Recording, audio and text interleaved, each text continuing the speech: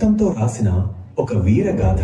చీకటి కమ్మిన ఆ రాత్రి జమ్మూ కాశ్మీర్లోని నియంత్రణ రేఖ వెంబడి మంచు కురుస్తోంది.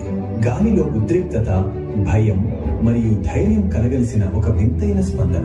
ఆ రాత్రి ఒక సామాన్య గ్రామీణ యువకుడు ముతవత్ మురళీ నాయక్ భారత జాతి హృదయంలో తన పేరును శాశ్వతంగా చెక్కాడు. అతను కేవలం 25 ఏళ్ల వయసులో దేశం కోసం తన ప్రాణాలను అర్పించాడు.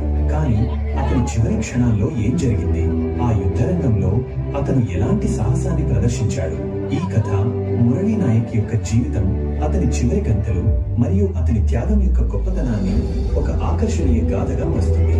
ఇది ఒక వీరుడి కథ, ఒక తెలుగు టైగర్ యొక్క అమరయాత్ర.